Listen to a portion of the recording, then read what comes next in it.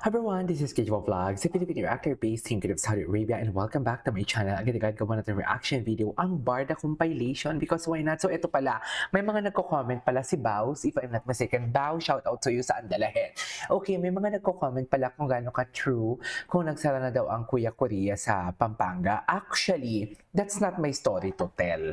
Alam nyo din naman ako, pag alam ko din naman talaga na hindi maganda ang impression or hindi maganda ang what they call this, hindi maganda o ikakasira ng isang negosyo o ikakasira ng isang tao, hindi ko yan pinapakialaman, lalo na that is not my story to tell.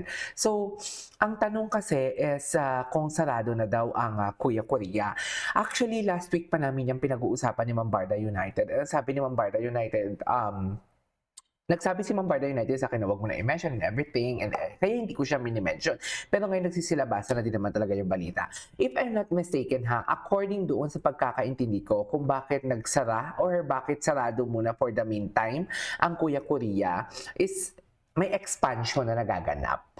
Okay, may expansion na nagaganap according sa usapan namin. Actually, hindi nga ako nagre-reply kay Ma'am Barda United Binabasa ko lang talaga ang kanyang mga messages. Tapos nagre-react lang ako ng heart. Kasi sabi ko, it's not my story to tell Kasi Barda din naman ako. Kumbaga, ang personal lives ni Barbie and David, labas ako dun Doon lang ako sa mga pakilig-kilig or I mean, doon ako sa mga kiligan na nagaganap. Wala ako doon sa part ng tipong pati negosyo, itatakel ko. Oo, magpo-promote ako, pero siguro, 'di ba, parang ang OA naman yun na parang pati, 'di ba?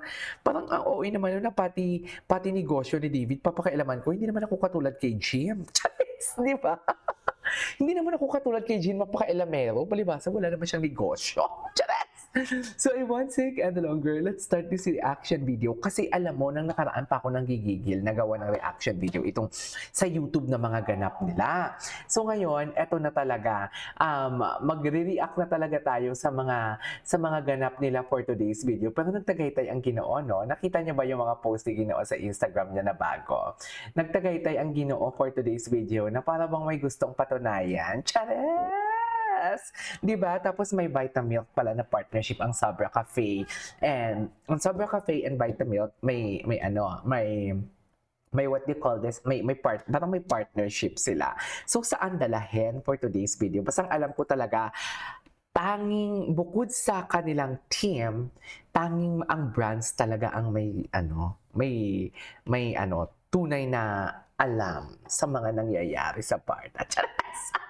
Ano na naman yan, KG? Wala lang. Na-post kasi ni Ginoo yung Vitamilk paborito niya yung ube. Pero hindi ube yung pinost niya lately, mga mami. Hindi ube. Anong flavor yun? Vanilla flavor. Ayan Vanilla flavor ata ang pinost niya for today's video. Anyways, without further ado, let's start this reaction video.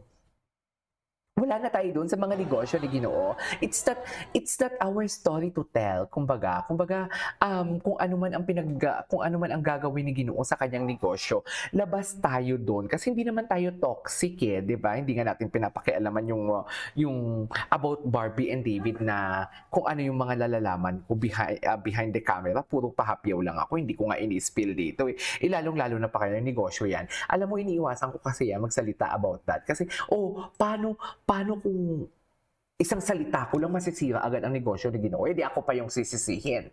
'Di ba? Syempre doon tayo sa play safe. As always, 'di ba sabi ko nga sa iyo, doon tayo sa play safe. So yeah, without further ado, let's start this reaction video. Ay, the arrival of Bibi. Ito ata yung nakaraan. Grabe, relevant pa din talaga si Barbie, no? Relevant pa din talaga siya. Relevant talaga si Barbie. No matter what, relevant talaga siya. Barbie and David, relevant talaga. Kaya gusto talaga nilang patumbahin yan 'Di ba? Alam mo, ang sabi ko nga sa inyo, ang target talaga nila, hindi si Barbie, hindi si David Ang target talaga nila is ang Barda fans. Kasi alam nilang malakas tayo. Tingnan mo, kahit walang project ang Barbie, kahit walang project ang David together, nagpapa-block screening, 'di ba? Ganyang kalakas ang Barda fans, 'di ba? Tsaka nagpapa-block screening, nagpapa-lunch, 'di ba?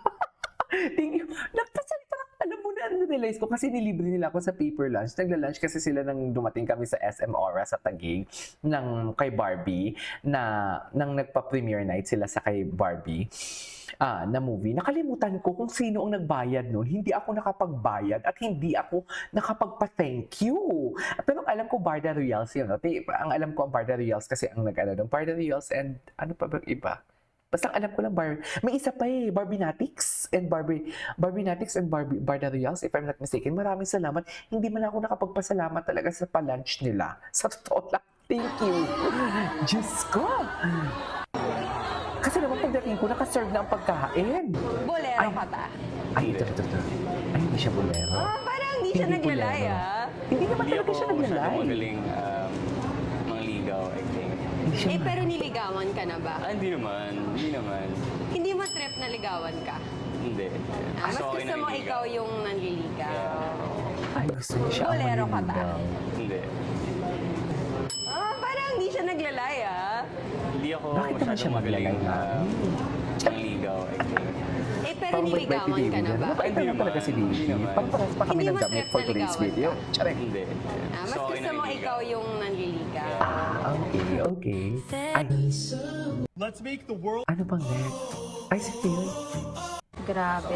Oh my God, nakukumaling ako sa gold. Ay, si Jack Roberto. Ay, hello. Taray, ano ang hindi mo maipaliwanag for today's video? Let's go. Ipaliwanag mo yan, ma'am. I wake up to a little bit Sinasabi of ko drool on sa'yo. my pillow, feel like it's gonna be a bad day. Yeah, I'm tired of shit, and the coffee ain't hit yet. Damn, ain't that great. I don't wanna go to work, cause my boss is a jerk, and I'm not even that paid. I need a change in my life, cause I don't feel alive, and there's nothing that makes me happy.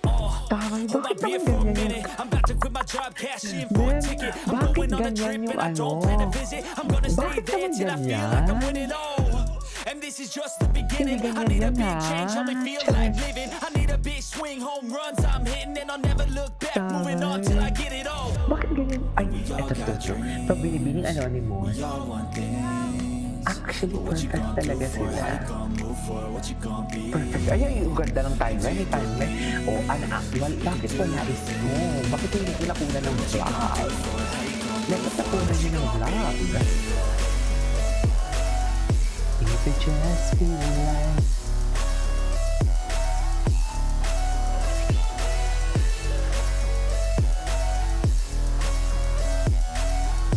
Let's go. Hey. Yeah, this is my life, my strife, my right to fight, to die on. Bagay talaga sila, And man. this is my game No? to play, to claim a brand new name. Oh, and I ain't gonna lie to you, I'm a bit nervous that I might screw everything up that I've ever done. But what's the point of living if you ain't having? Okay. Anyways, that is our for today's video from Barda. This is Kiki Vlogs and see you on my next vlog. Bye!